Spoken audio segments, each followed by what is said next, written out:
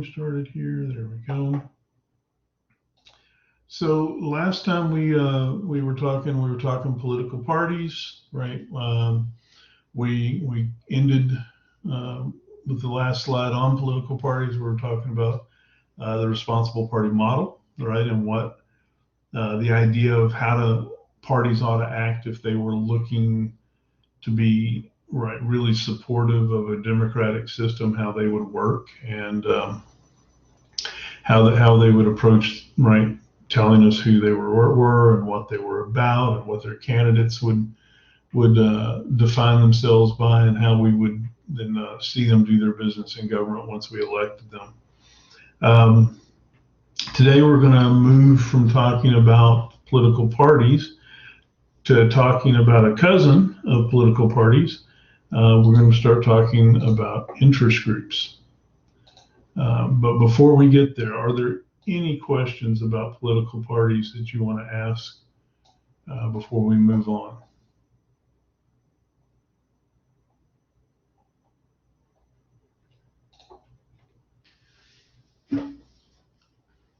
All right, thank you, Devin.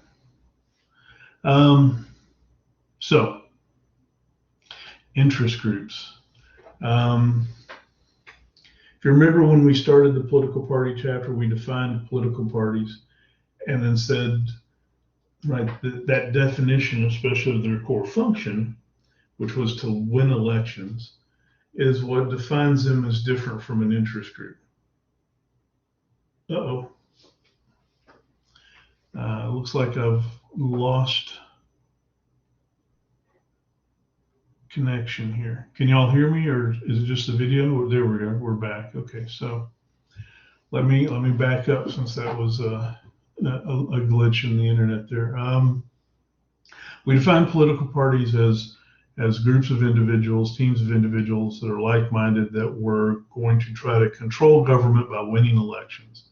And so their core function was to win elections, and that drives a whole lot of what they focus on from that point out.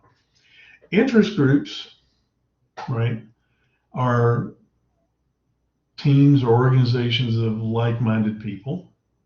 They too are going to be engaging government, but their focus is not going to be winning elections and then putting people in government to control it and make government do what they want. Their focus is going to be approaching whatever the government is to try to get policy that they want out of that government.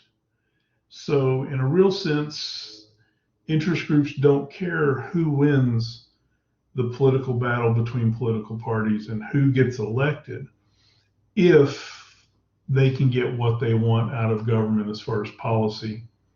They don't care, They just want what they want.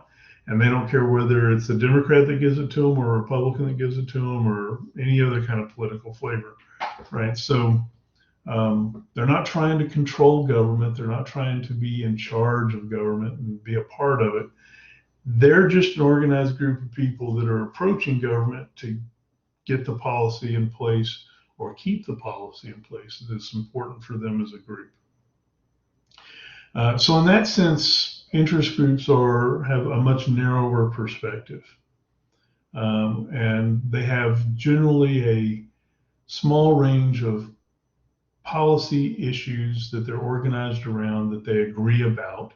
And so we refer to them as policy specialists, They're looking, like, say, an environmental group is looking at environmental policy, and they're wanting policy out of government that's going to protect and preserve the environment.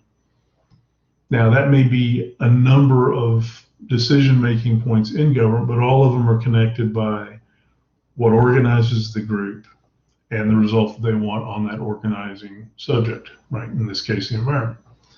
Whereas, as a political party is going to have certainly people elected to office in their party that are concerned with environmental policy.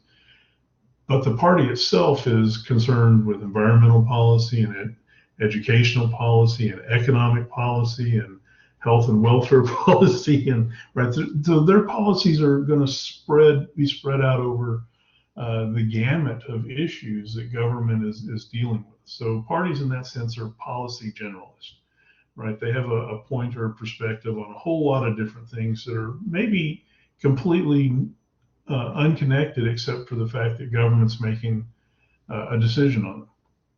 But interest groups are focused on, right, their organizing public policy issues or political policy issues.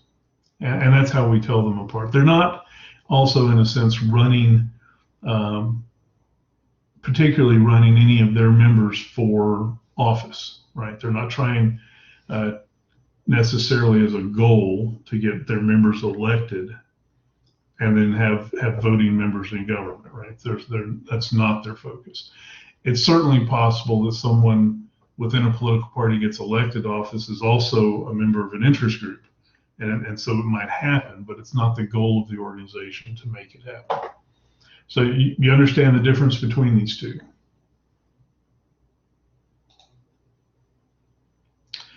Another way to look at it is what's driving, right, that group. The primary goal of an interest group is to change or preserve policy.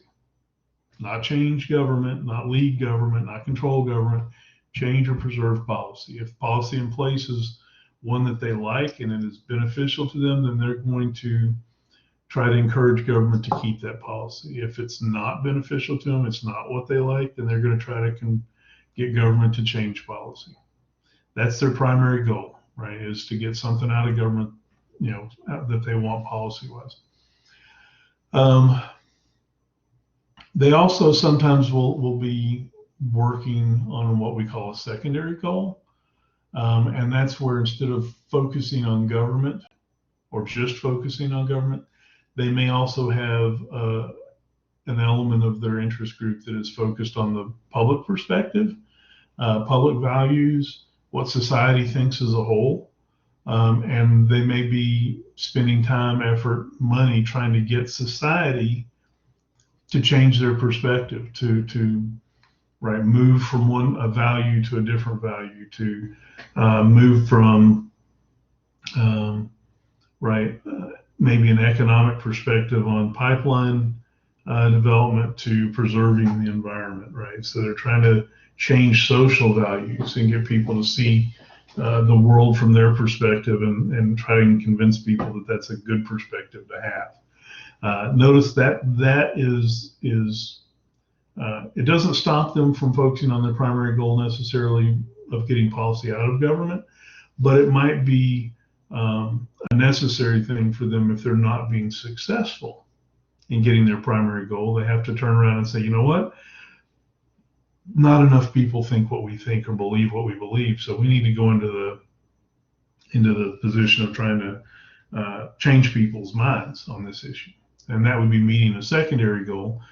We call it a secondary goal because if they're successful in meeting that secondary goal, it will put people in the pipeline to changing or preserving a primary goal, right? They're bringing more people along with them in a sense. So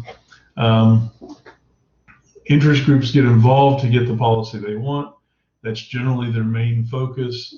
If they're being successful there, that's where they'll stay generally, unless they see society is falling away from them slowly, and they'll try and get people back on board. If they're not being successful in meeting their primary goal, then they're going to have to turn around and focus mainly on getting people on their side so they can then re-engage government and try to meet their primary goal.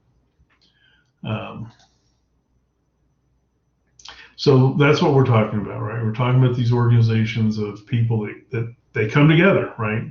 And then they approach government to get what they want out of it. And so part of the time we want to spend today is looking at how that coming together happens, right? We've got theories in place that explain how interest groups form, where they come from, why they develop, how an interest group becomes a group, right? And the two major theories about this are the disturbance theory of interest group formation and the entrepreneurial theory of interest group formation. So we'll start with the disturbance theory. It's pretty straightforward. It makes some sense. This argument, this theory is that social groups, interest groups, form because something in society is not going right. There's a problem. And that problem is of enough of an individual magnitude or a social magnitude that people pay attention to it, right? And people look at it and they see it and they go, that's not good. And government ought to do something, right? That's the next step there, right? You're not going to probably form an interest group if you don't have the belief. Well, I shouldn't say that. I mean, you could form a group, a social group, to try to fix things in the world on your own. You could certainly do that. Interest groups aren't that, though. Interest groups form because there's a problem and they think government should have a role in addressing that problem. So the disturbance theory says that this interest group comes together and organizes so that they can influence government to solve the problem. And this is, I mean, if you're in a republic, democratic republic, this perspective makes a lot of sense, right? The whole idea behind a democratic republic is that the strength and numbers of people that come together are going to be able to express their opinions and beliefs, and government will, as a democratic form, follow the majority will. And so if your group can be such that it directs people toward a majority will, then you're going to get what you want. And so people that understand how the system works and how it responds to pressure and input from groups are going to look at this and go, you know what, as an individual, I could certainly go, making phone calls and calling representatives at the legislature here in Texas trying to get something done. And they would probably listen to me, they'd give me the time of day, but my impact is going to be the impact of an individual. And the people in government that have the ability to make decisions are going to see me bringing my individual problem to them, right? And so the story I'm giving them will be a story of individual disturbance. And they'll look at me and go, well, we empathize and we're sorry, but right, the government's not here to solve your individual problem necessarily, right? We're really here to look at the bigger, more wide-ranging societal problems. So knowing that, as an individual, I would say, all right, this is whatever's happened that's right, disturbed my world. I'm sure there are other people out there that have had that same thing happen to them. Let's organize and take our argument to government saying this disturbance in society is causing a problem to all of us, and government, you should do something about it. So that's the disturbance theory in a nutshell, right? That something in society's gone wrong. Something's not working right. It could be a depression. It could be something economically that it puts people out of work. Right? You could have something like the increase in robotics and manufacturing that's making people lose their jobs mainly. Maybe you could have the impact of a pandemic, right, which is disrupting all kinds of things in our society, right? And anything that's like that, right, could serve as an instigation to the development of a group, an interest group, where they could be saying, look, there's a disturbance here. It's messing things up. You're the ruling part of our society. You're supposed to make policy that helps all of this run better. Here we are bringing you our issue, fix it, right? And maybe we'll bring with you, here's the fix we want, right? We think if you do this, things would work better. Now, the interesting part of this is at any time when a group forms because of a disturbance, and then they're moving to government to try to get some kind of solution, when they're making that proposal and they're trying to pressure government to listen to them and to do what they want, there's probably an antithetical group out there that's looking at that going, that's not the thing we want. That's not the change that government ought to make, right? And so it's very possible that one group that's moving and organizing around a disturbance, say, maybe in labor, and wanting to get government to make changes to that, their development as a group will be the social disturbance that organizes other groups in their opposition, right? So, and then you'll have competing groups coming into the democratic system trying to get government to do different things, right, and to recognize different values. And that's right. That's where government is, especially a democratic representative kind of government, is going to be right. If it's working right, offering up an opportunity, a window, a doorway for these groups to come in to government and say, "Here's our problem. Here's what we want." And the competing group come in and saying, "Look, there's no problem here that you need to make a decision. You just need to ignore that group that's asking you for a change in decisions, right?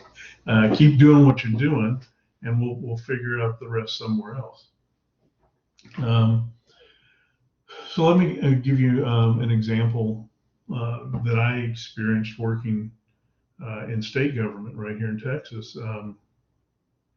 When I started my government service, I was working for the Commission on Law Enforcement, and I was an educational specialist. I was developing training for police officers, licensing material for police officers and jailers, and then doing some training as well.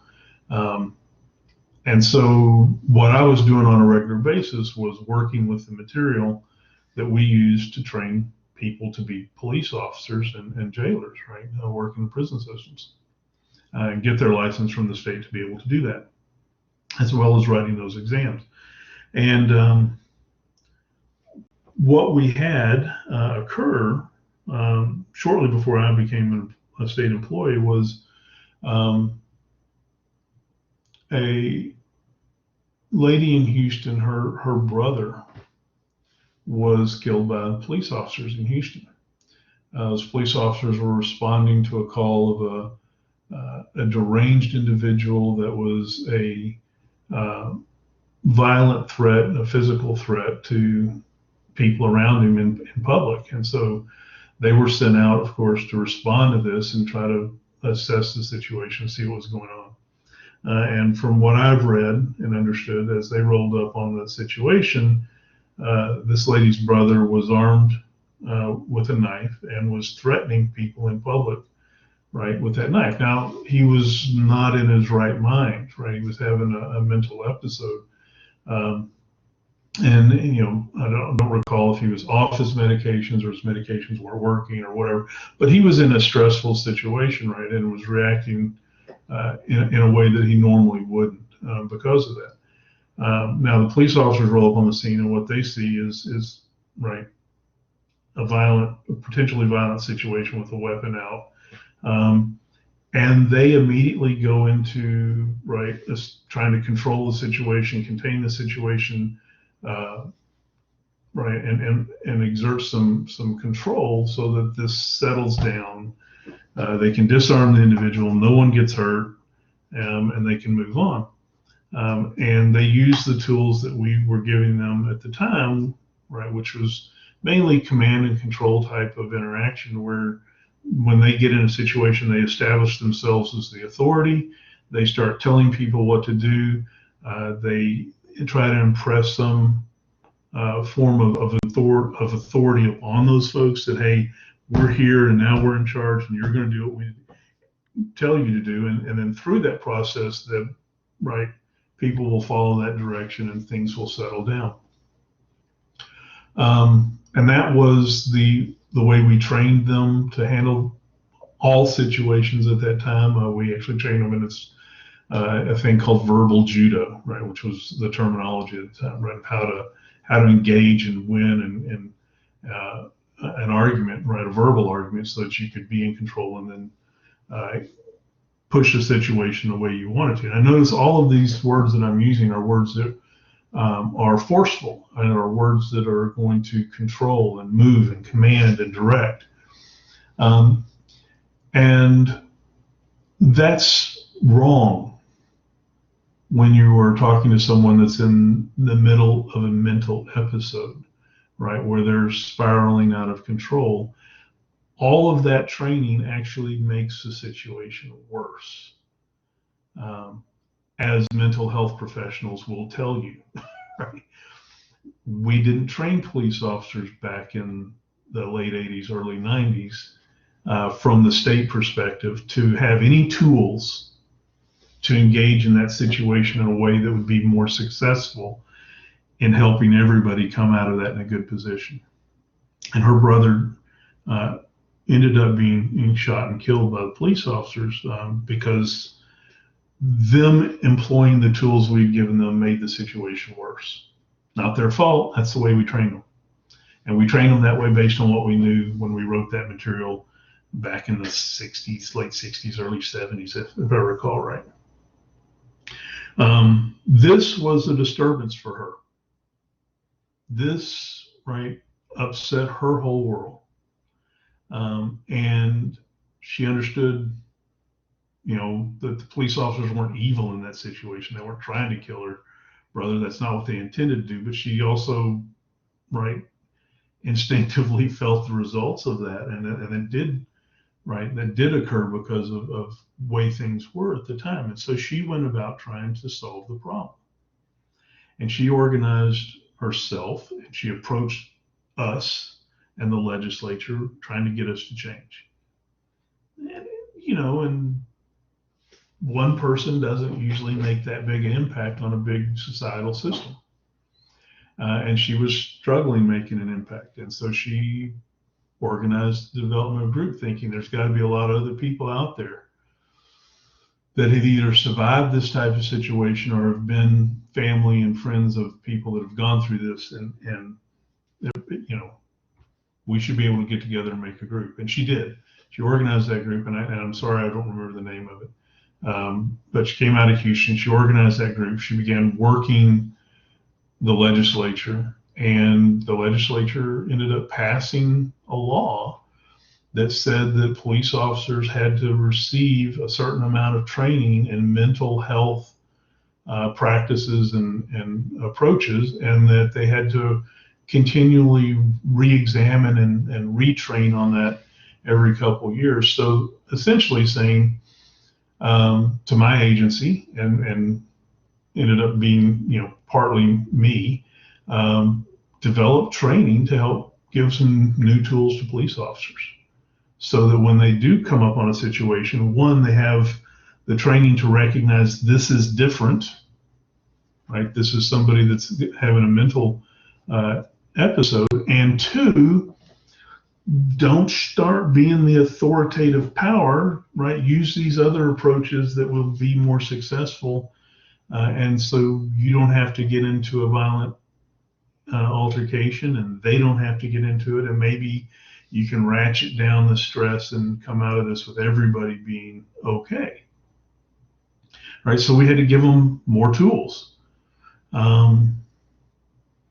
And what we did on the training side of things is we went to the mental health professionals and said, hey, what do police officers need to know? Right. And we stole their material and their expertise and used that to try to build coursework that we could help train them as they were becoming police officers, and then train them routinely as they were, to maybe have, right, a few other options to use on the street when these situations develop. And so in that sense, this one person, through her dedication and her right desire to resolve this problem in society, organized an interest group, approached the state government, was eventually successful, and it wasn't easy, right, but eventually successful over time in getting that opinion and perspective, serious thought, and we changed how we do things in Texas.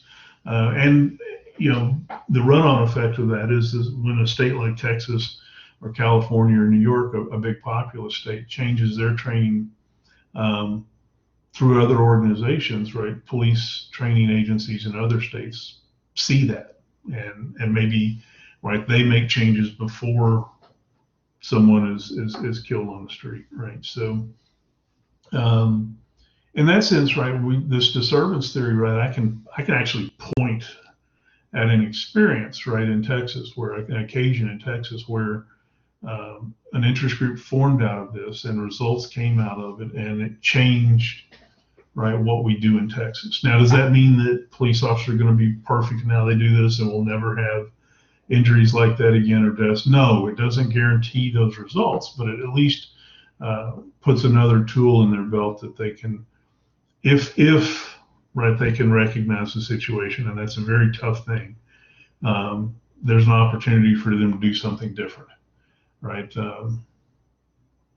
And that was, of course, one of the things that we had to make sure everybody understood as we went through this process, was that the training in and of itself wasn't going to ensure that this was solved, right?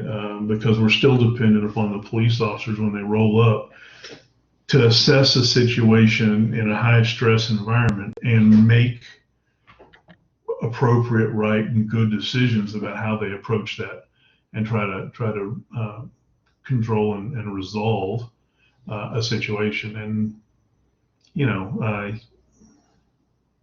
sometimes it works and sometimes it doesn't. And anytime you're going to have people on the ground making decisions in the midst of a situation, there's going to be a lot of variance in how that works its way out. But at least in that sense, we gave them, right, an opportunity that they could go a different direction. So we see this happening like this, right? We can point to, right, experiences that drive the development of an interest group that then goes on to impact government and impact policy making by government, right? It works. We see it out there. Does this make sense?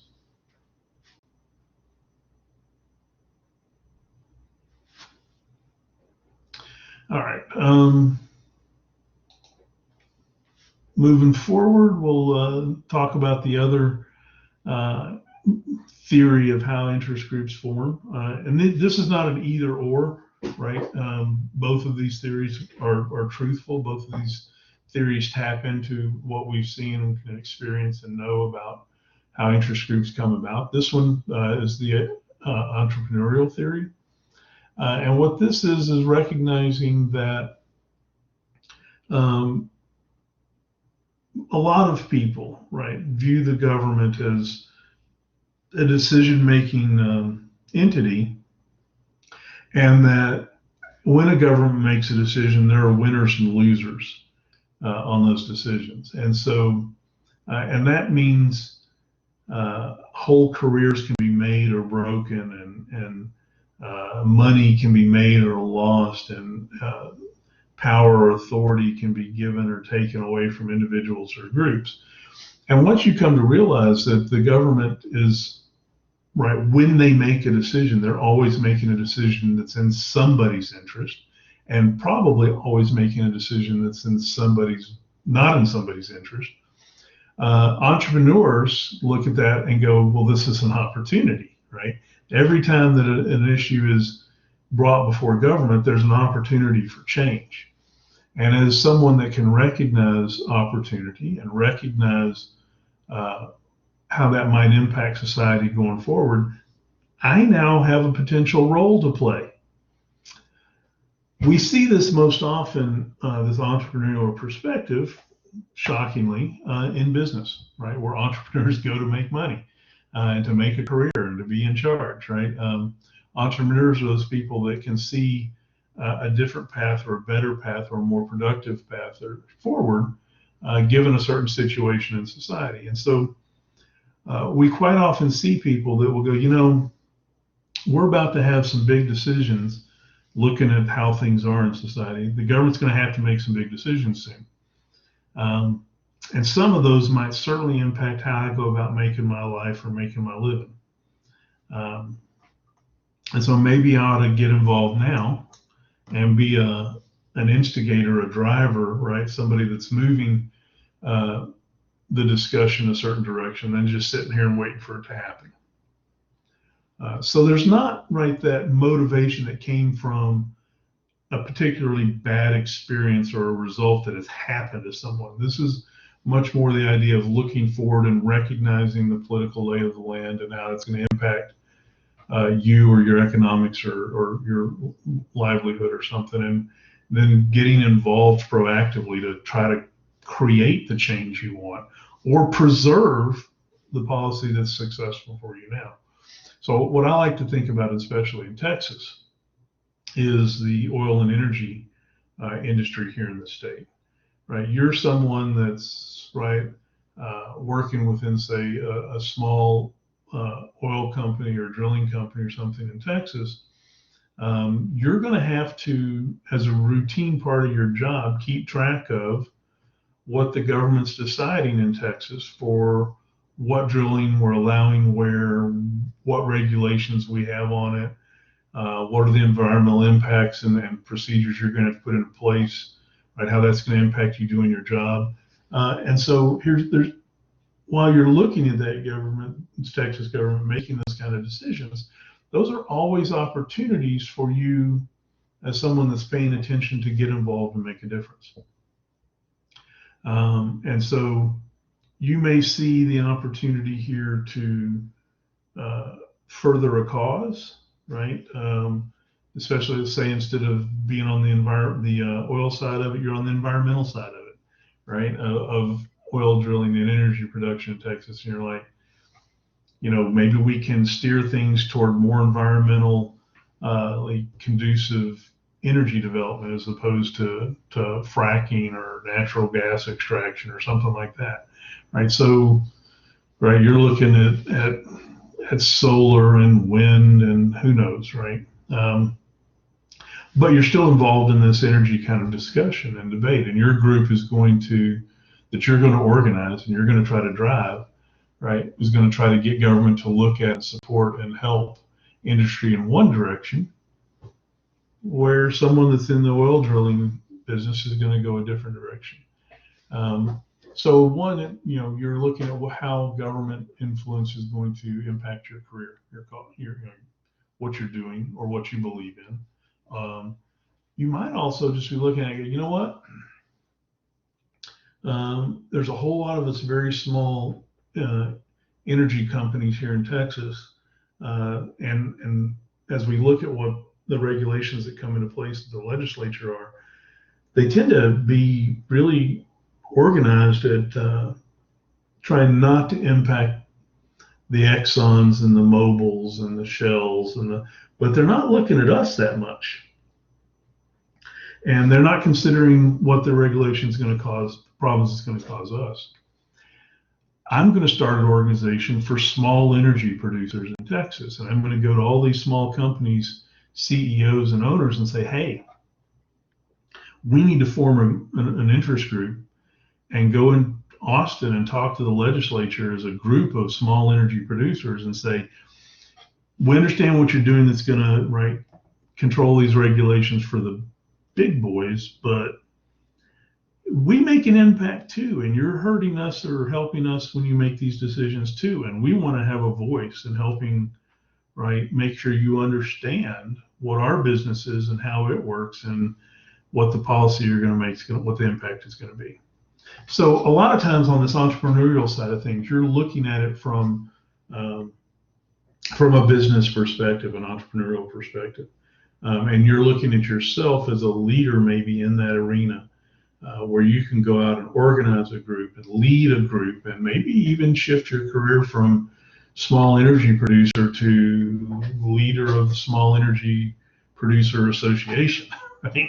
And your whole career changes from extracting energy to developing policy and working with the government to help this group that you're a part of or used to be a part of. And so this is a really different focus, right, than that generates the development of an interest group than some particular experience, depression, economic crash, right, personal tragedy or something, right? And so it's a different idea about how interest groups form. And the majority of interest groups tend to form under this entrepreneurial theory, which tells you that these are intentional, created groups that are looking at trying to impact government for their benefit, right? Whereas there's some of that in a disturbance theory as well, but it's more of a, hey, we've got a big problem. Government, you're the place to handle this. And the entrepreneurial theory may not be we have a big problem. It may be let's go influence government to get what we want, right? For us in particular, for our business. You see the difference there and why we have these two different theories that try to explain where interest groups come from? Any questions about the two?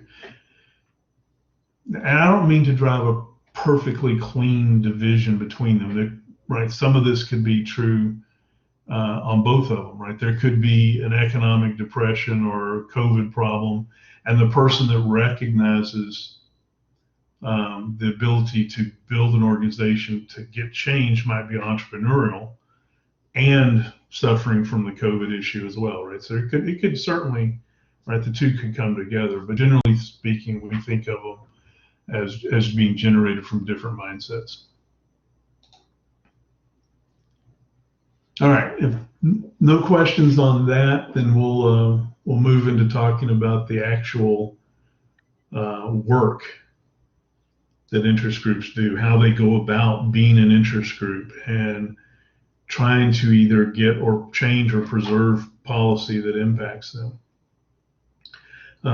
Generally speaking, we have 4 places that we want to talk about interest group activity, about how they play politics. We'll talk about each of these individually, but here's our list here at the beginning, right? So we're going to talk about lobbying and electioneering and litigation and going public, right? Each one of these will be an independent topic for discussion. We're going to spend some time, though, maybe the rest of today, we'll see, talking about lobbying, because this is the core work of an interest group, right? When they're trying to change or preserve public policy, and they're at the point of engaging government, lobbying is what we're talking about.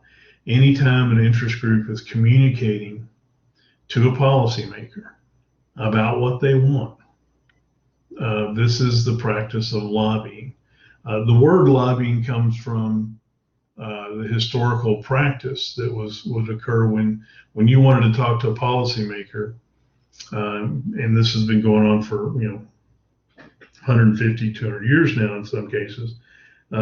You went and made yourself available to talk to policymakers. In other words, people in government, legislators usually, maybe bureaucrats. And so in Texas, that means going down into Austin to the Capitol and trying to talk to legislators, as they're going to the floor or to a committee room, or hopefully catch them in their offices. And so these people that were doing this were standing around in the lobby of the Capitol so that they could, right, run into someone that they needed to talk to, and they could maybe make an appointment. And so they were lobbying, right? That's where the term comes from. But it's basically, right, getting yourself into a position where you can, right, have a discussion and have some influence on what people are thinking about a particular issue that's going to be coming up before the decision-making bodies, whether that be the committee or be the House or the Senate as a whole, or maybe the governor. It's not always on the front end either, right? It's not just in the Capitol, right? There's quite often a lot of lobbying that goes on after a decision is made and it's passed along to the executive branch to be put into practice. How a bureaucracy, a bureaucratic agency takes a piece of law and then makes it actionable.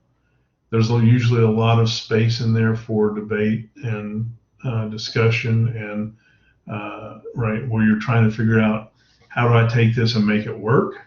That transition period from law to actual policy to how we're doing it. It's a lot of opportunity for groups that are going to be affected or involved by that policy to say, hey, the law says this, but that doesn't mean you have to do it that particular way. You could also get the same results by doing it maybe this way, and we would appreciate that more, right?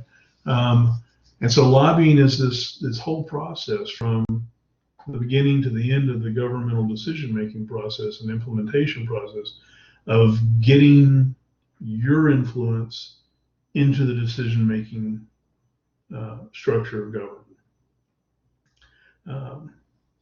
So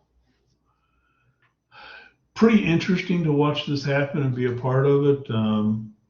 Whole lot of different places for this to occur. The people that actively engage in this on behalf of an interest group are actually referred to as lobbyists. And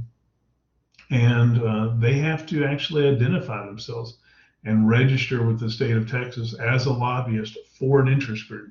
So an interest group forms around a problem, or an entrepreneur gets out there and forms an interest group.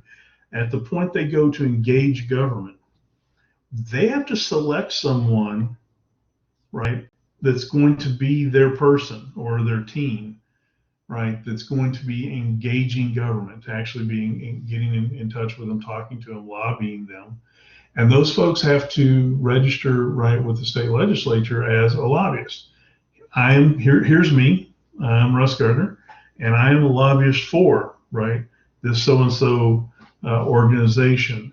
And they may even have to say on there, this is legislation that's been written up and that we're going to be testifying and lobbying on, right? So that legislators know when someone comes to talk to them, right, this person is a lobbyist, and that's different than a private citizen who's coming to talk to me as a representative, right? I mean, if you're right, one of my constituents, I need to know that relationship versus you're a lobbyist for an organization, right, that may be statewide, and you may be one of my constituents also, but you're here in a different,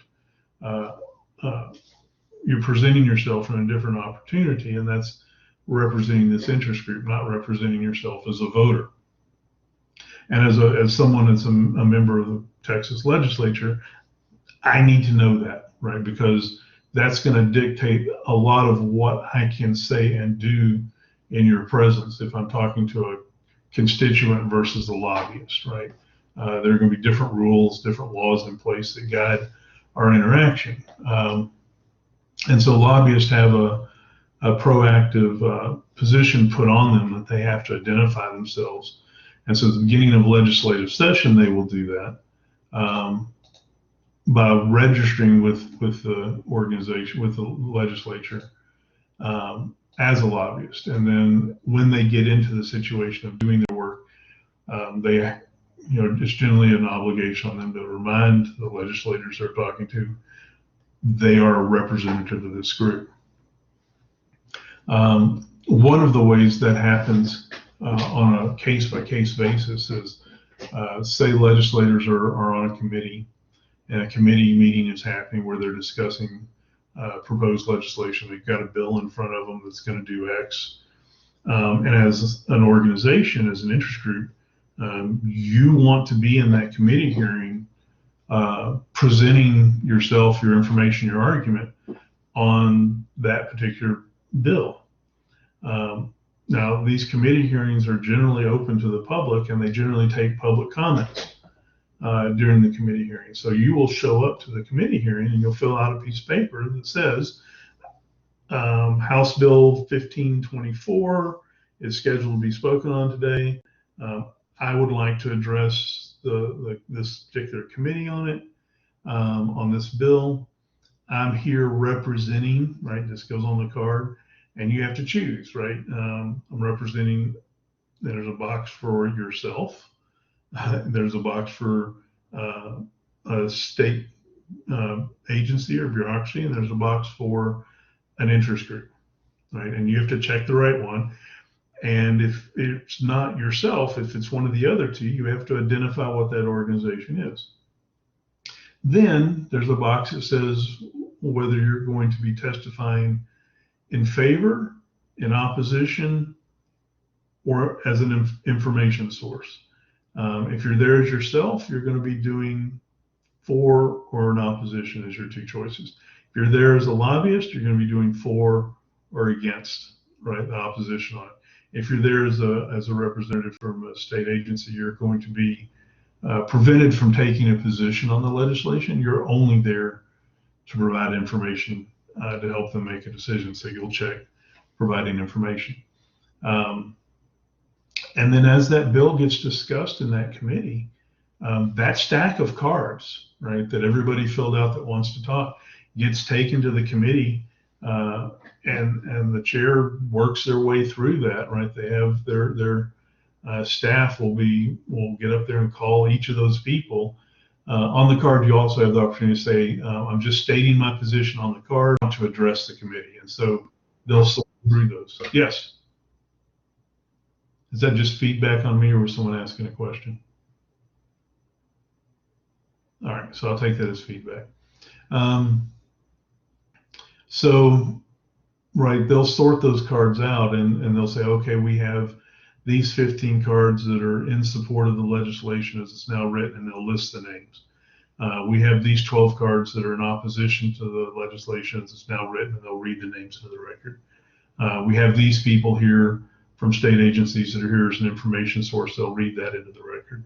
And then they'll start to invite the people that wanted to speak down to the dais to talk to the committee and to talk about what they want to say. And you'll, as an individual constituent or as a lobbyist, that's your opportunity to actually go down and talk to the people that are becoming experts on that legislation about how it's going to affect you and whether you like it or don't like it. It's a big source of how our democracy works, right? And so lobbyists are there, right, in the midst of that, in the public part, right, of deciding what they're going to say and how they're going to present an argument. Now, there's also, of course, right, the opportunity for lobbyists and constituents to approach legislators individually, right, one-on-one on their individual time. All right, so either of those are opportunities there, and lobbyists will try to take advantage of both, right? And that's how, right, those lobbyists are going to engage in their job. Now, obviously, the end point of all of this interaction for an interest group and sending a lobbyist into government is to try to get what they want out of government, right? That's why you have one. That plays out really mostly in the realm of providing information, right? The primary job of the lobbyist, right, is to provide information to decision makers, to representatives, to senators, right, to bureaucrats that are in a decision-making position. Their job is to, it's not really this hardcore, I'm going to beat you over the head with my argument, trying to convince you I'm right, although that's what they want. Most of the way this really works out is you've got decision makers here, representatives and senators, that are looking at a bill that's been proposed by another legislator, trying to decide how important it is, what the problem is, and what they should do as a solution if they do anything. And so information that's brought from interest groups and constituents or whatever fills all that in for them and gives them a perspective of what's going on and why they might want to make a decision one way to write legislation versus another. So the biggest job of an interest group through their lobbyists is to get decisionable information, right? Information that can be used to make a decision into the hands of decision makers, right?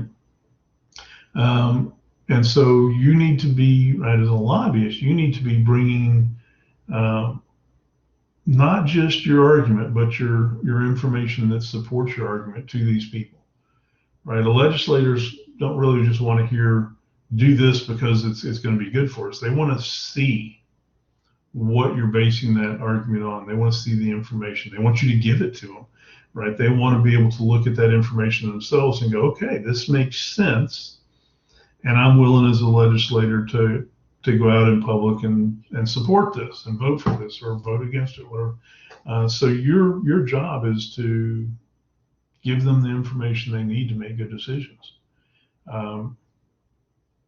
Now, most of us don't have that perspective of a lobbyist. We see them there as the twisting the arms, making the argument, trying to change a mind.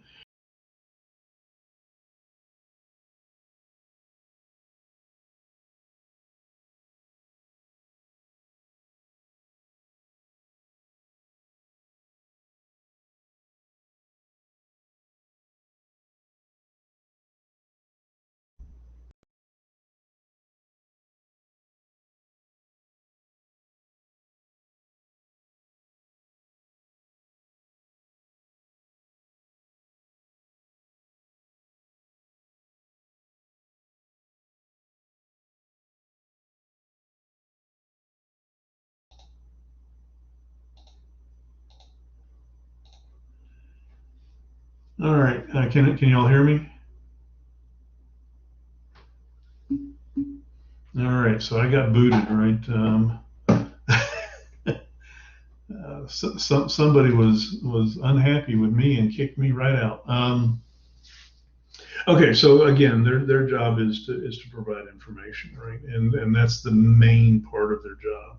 That's where they spend all of their time as they're getting ready to go into the legislature, to go into committee meetings, to talk to people, is coming up with the information that supports their position, putting that in a arguable and describable format, and then getting that information into the hands of decision makers. And to be honest, right, when you look at the whole legislative system, right, legislators do not have enough time, period. Full stop. They do not have enough time, right? Texas legislative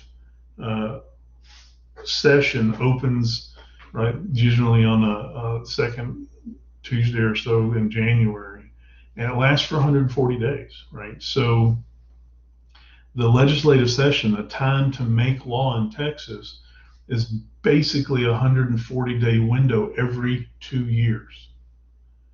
So in a typical legislative session, you're going to have thousands, literally thousands upon thousands of bills, prospective laws, put into the hopper to be discussed and potentially voted on.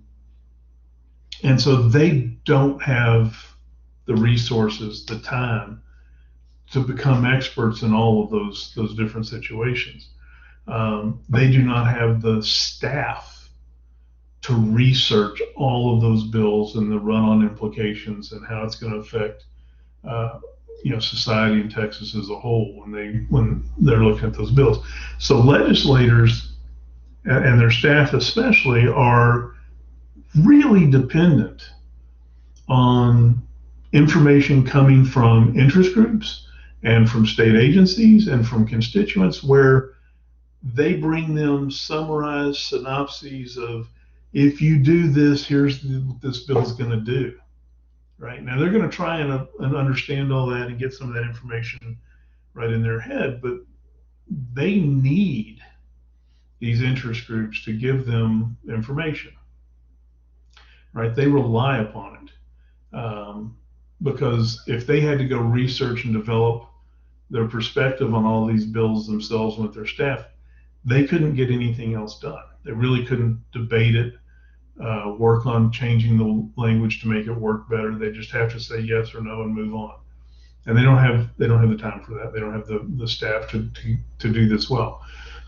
So interest groups, and this is true at the national and the state level, right? Interest groups provide a really useful service to the decision making, to the democratic process here, because they provide information to a lot of the legislators that are maybe not have any idea about why this may be necessary. It may not impact their constituents at all.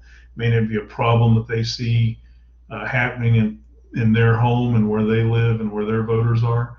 But they're still going to be maybe assigned to a committee. They got to vote on it and help rewrite the legislation, or they're going to have to vote it on the floor as a group. And so they need to know what they're voting on. And so they rely on these interest groups to put all this together, for state agencies to put all this together and provide information for them so that they can look at it and go, okay, this seems to be what it says. Now, one of the other things that comes out of this is that hopefully there's always a counter interest group out there, right? So you get an interest group on one piece of legislation that says you should pass this, and here's why it's great and perfect, and the world ought to have it.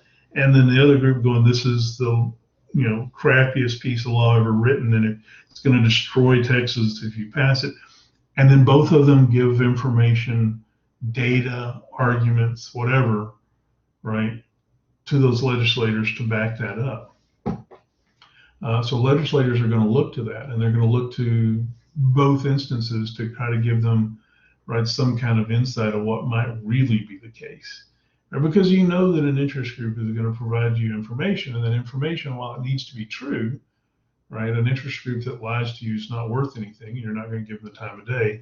So they're going to give you true information, but it's going to be true from their perspective, right, from what they believe and what they want. So it's biased, and it's meant to be biased. It's meant to be a convincing argument to a side of the position. But you're hoping and counting on there being the counter information and argument for Rand. So you'll see both of them, and you'll probably hopefully see both, right, the bonuses and the warts of that legislation, and can maybe walk away and between that to come out with something that's actually good for all of us, or most of us, that's defensible, it makes a difference. And so they rely upon that, right? So they want to invite lobbyists in because those lobbyists are bringing them useful tools, useful information. The other side of that is, as someone that was in the bureaucracy and worked in this area, right, those legislators have set up a process that automatically brings the bureaucracy in, and it brings bureaucratic experts on this law and this topic and how it works into the system. And then we write up synopses and analysis of the bill saying, written this way, here's going to be the impacts, here's how it's going to be implemented, here's what we see as the bonuses and the particular pitfalls or whatever this legislation as we try to implement it. And we're going to try to be as exhaustive from the bureaucratic side as possible, providing a performative discussion of this information. In other words, we're not going to say that this is good or this is bad, that you should vote for it or you shouldn't vote for it. We're saying, as the legislation is written today, here's how we would implement it, and here's going to be the results from it. And here's what it's going to cost, and here's how we would go about doing it. And that's important too, right? So it helps those legislators get a sense of not only should we do this, but how we will do it, and do we need to change the language to do it a different way. So they're there waiting, needing all of this information to be brought to them. And so as a lobbyist, your job is to present them with the best information possible that will be reliable for them to take if they like your position and they agree with your position, to take that information and discuss it and debate it and to use it to rest their vote on. And if so, you need to give them good, solid information that lets them do that, because if they believe you and they believe your data and they go out in public and start saying, well, I'm going to vote for this bill this way because, and it's not factual and it's not supported by good data, somebody's going to cut their legs right out from under them in public, right? Damage their political credibility, and they're going to turn right around at you and say, I will never speak to you and your organization again. Get out, right? So lobbyists, right, these interest groups have, if they're going to be a player in politics for a while for their issues, they have to come at it with that kind of perspective. I mean, it's still going to be slanted to their position, certainly biased in that way, but they got to be able to defend it. And that legislator that's going to rely on it has to know they can defend it. And so that, in a sense, keeps at least some boundaries and control over the information and how it's presented and how it's used. That being said, right, there are still bad players out there. There are players that are in the game for one main impact only, and for them, this is not a restraint that really works. They're there to get what they want and get it now and get out. Um, and so we'll still see bad information come into the legislators that way. And sometimes you'll see them uh, making comments about that, right? That they get hung out to dry with some bad information. So, um, but I can't overstate, right, the importance of this one thing, right, that interest groups do and how it helps the system as a whole, right, as we make decisions in government and how we go forward. And so this is the majority of an interest group's job when they're engaging government to try to get the policy they want, is to get that information there. And again, there's going to be checks and balances on that information, right? I remember again, I was working for the Commission on Law Enforcement at the time. I got called down to legislator's office, and so I went to my boss and said, "Hey, one of the legislative aides called me, and the senator wants to talk to us." And my boss says, "Well, you and I are going then, right?" And so I'm like, "Good," because I didn't want to go by myself. So my boss and I packed up and went down to the legislature and went to talk to this legislator. And basically what he had a constituent that was bringing him a problem. And he had the constituent story. And the constituent was asserting that law enforcement had to did what they did because they were required to by law. And he wanted to know if we trained police officers that way. And what happened in this case was it was a rancher, and the rancher's neighbor's dog kept coming over and attacking his cattle, and biting the cattle and injuring the cattle. And he called the sheriff and told him to come out because it's unincorporated area. He wanted the sheriff to send someone out to shoot the dog. And the sheriff basically told him, "Look, you can shoot the dog. But if I come out there, I'm going to basically try to capture the dog, or I'll send the county has a dog catcher. I'll send a dog catcher, but I'm not going to come out there and shoot somebody else's property. You can do that to protect your own, but I'm not going to do that. I need to make sure that, right, I capture the dog, I take it back to the owner, and we initiate something with the owner about controlling the impact of this dog on your property. So his property affecting your property. That's how the police officer, the sheriff, is seeing it. And so he's wanting us to talk about that. And we're like, yes, that's exactly how we train them to, right? The law is that your cattle are property and that dog is property. And this is a case of property impacting property. Now in Texas, right, we have a lot of laws in place that allow ranchers to protect their cattle and to take, different actions to protect their cattle than they would if it were something other than cattle, which runs up into and goes beyond shooting what is threatening your cattle, whether it's a dog or even a person, right? Last I checked, it was still legal to shoot cattle rustlers in Texas. Right, so we had to go down and explain to this legislator that this sheriff was, right, interpreting things the exact same way we interpret things. And because they just didn't have the time or resources to go look this up themselves. And of course, the police officer's like, well, this was just how I was trained and this is what we're doing. And so we had to go down and give them this history and give them this statutory reference and this training material. And that put him in the position of then being able to tell his constituent, right, the rancher, all things here are being done the way they're supposed to be. If you don't like that, we need to look at changing the law or something. But right now, things are going the way they're supposed to go. All right. So that's, that information and how it's presented and how it gets to the legislators can be really important. And I mean, for that constituent, cattle's his livelihood, right? This is serious.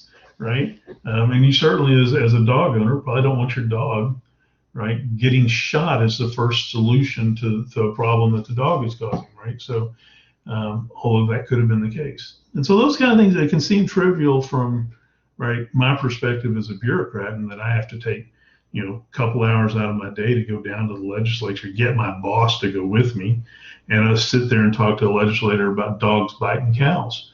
But that's how it works, right? And so for the legislator, it was a 30-minute conversation or so about this and how it's supposed to work, and then they were able to move on. Right? For us, it was a lot longer. Right? We had to make sure we had all our stuff with us and take our information down there, just as a lobbyist would have done if they were working for their interest group. Does that make sense?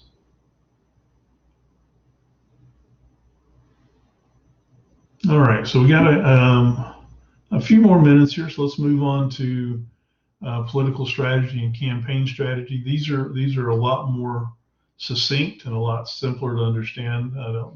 Don't usually incur as much effort on the part of interest groups as the information part of it. Before I go on, let me mention something to you. There's a movie out there called "Thank You for Smoking," which is kind of a black comedy as far as the category of movie, but the subject matter is that it's following a lobbyist around, right, and showing you the life of a lobbyist. And the main character of this particular film is a lobbyist for cigarette companies, tobacco companies. And so, hence the title, right? Thank You for Smoking. And so it's this lobbyist going to government and stuff and trying to convince them that government policy that's on the side of smoking cigarettes is good policy, right? So, again, bit of a black comedy, very entertaining. As I was going to rate it as just a movie for entertainment stuff, it's probably a 70% Rotten Tomato score or something, right? So, but if you run across it or you're looking for something that'll give you a little perspective into all of this, the interest group kind of approach to the world, that's not a bad one, and you get entertained a little bit as you watch it. So I would recommend it. It's always I get a laugh or two out of it when I watch it anyway. Okay, political strategy, campaign strategy.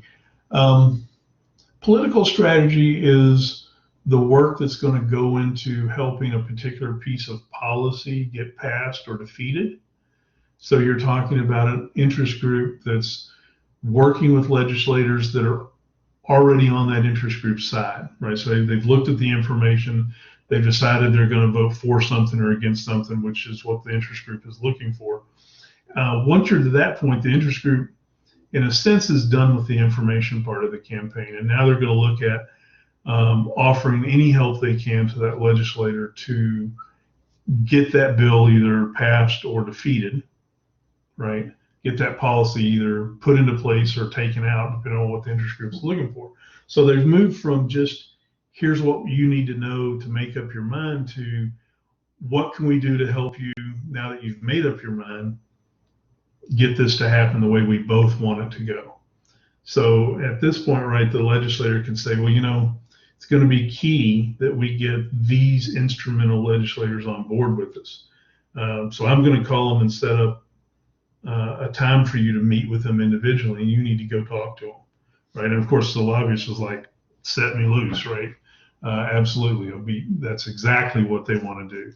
And so what they're working on here is the political strategy behind this piece of legislation, and how they're going to work to convince people and to get those legislators going one way or another. Or it could be that there's a particular part of the legislation that is problematic. And the legislator's like, look, we've got to solve this part here. If this legislation stays written like this, it's not going to pass. So you need to go out and figure out and bring me a better argument or more data, or rewrite this legislation that's passable, right? That's defensible, and bring that back to me so that I can change what we're approaching here, how we're approaching this, and arguing for this. So the political strategy is focused on the politics that's going to be engaged in between legislators and particular lobbyist groups, interest groups that they've aligned with, right? and their constituents, and how they're going to go about getting what they all want. Does that make sense?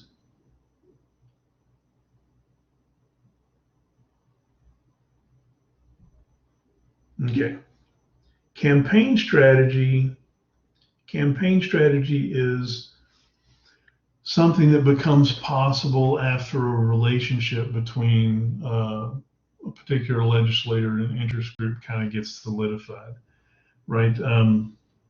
As an interest group, right, I'm going to the legislature every session, working on bills, probably working with the same legislators over and over and over again. And there are going to be legislators there that have the same political perspective that my interest group has, right? And so we're going to have a natural working relationship because we agree already on any policy in this area. We see it the same way.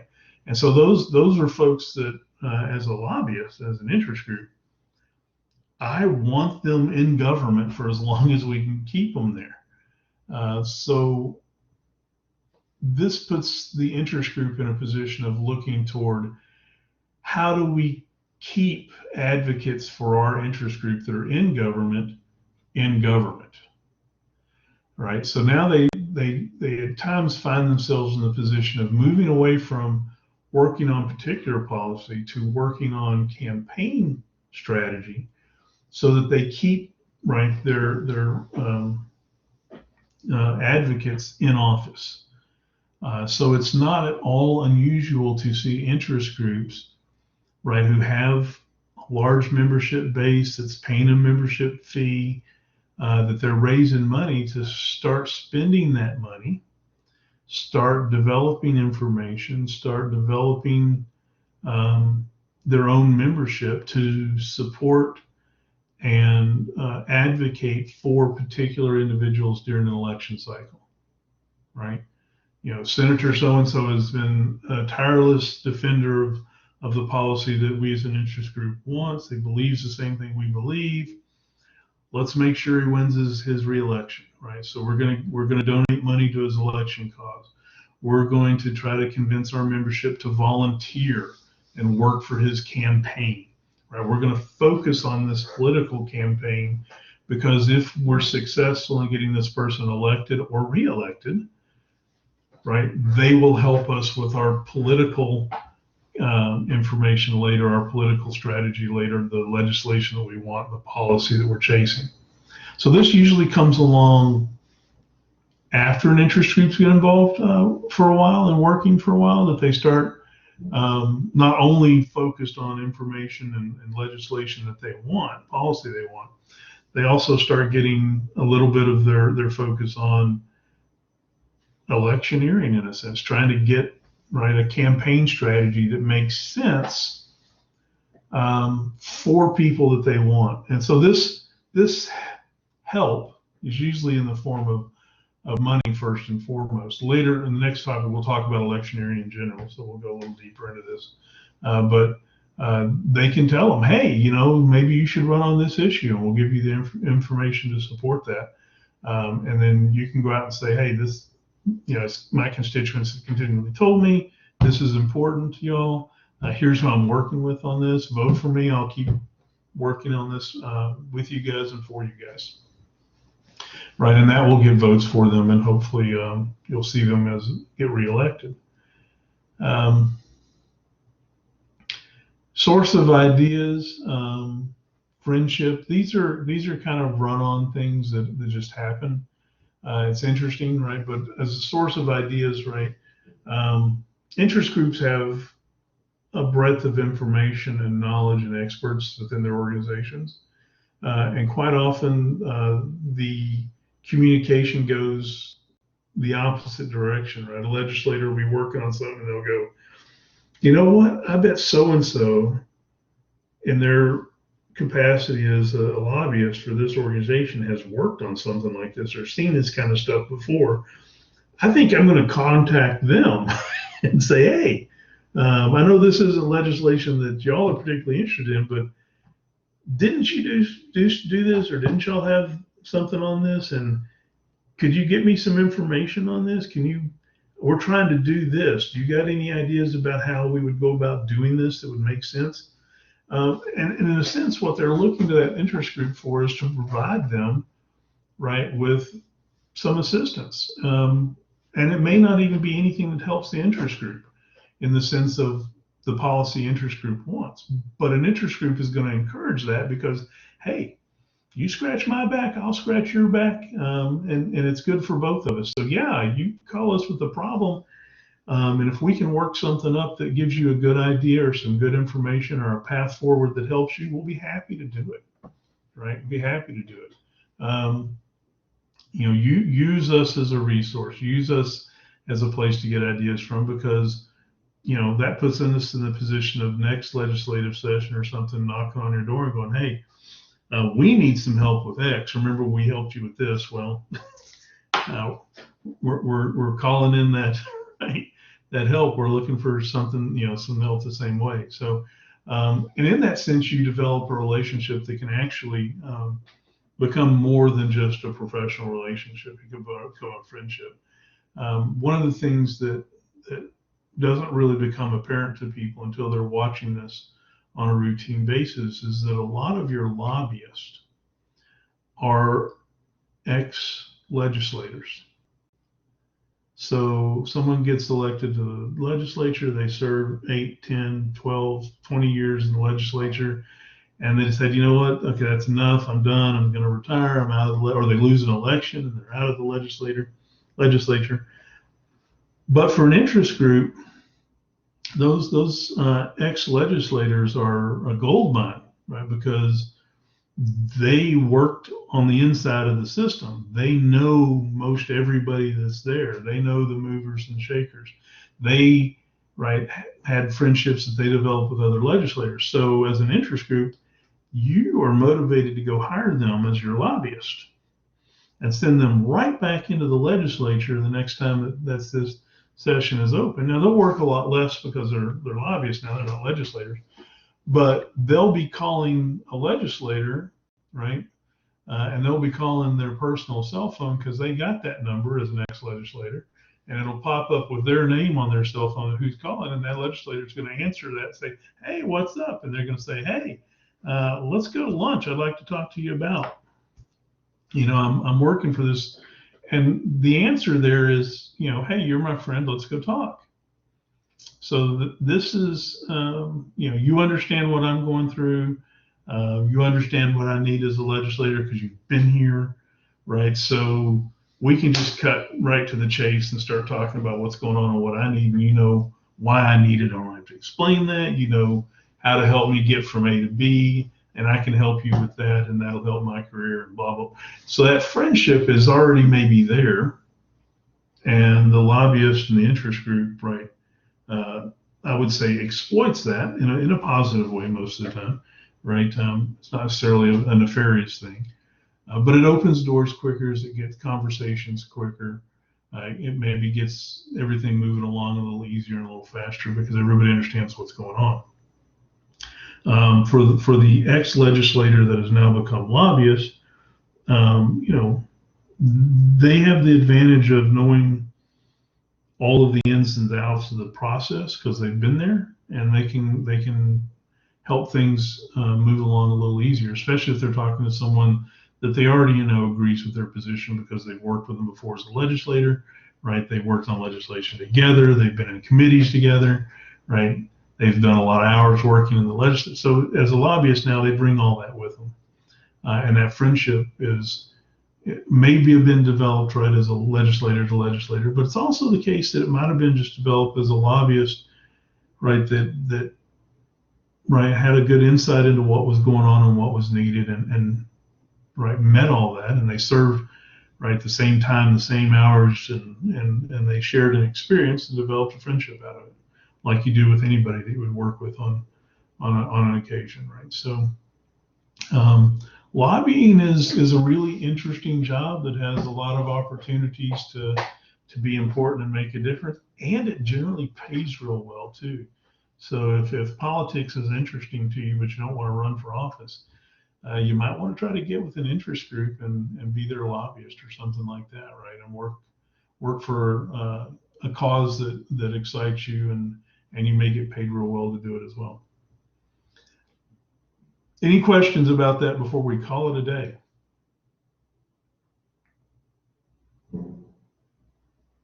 All right. Well, hearing and seeing nothing, then we will end today's lecture.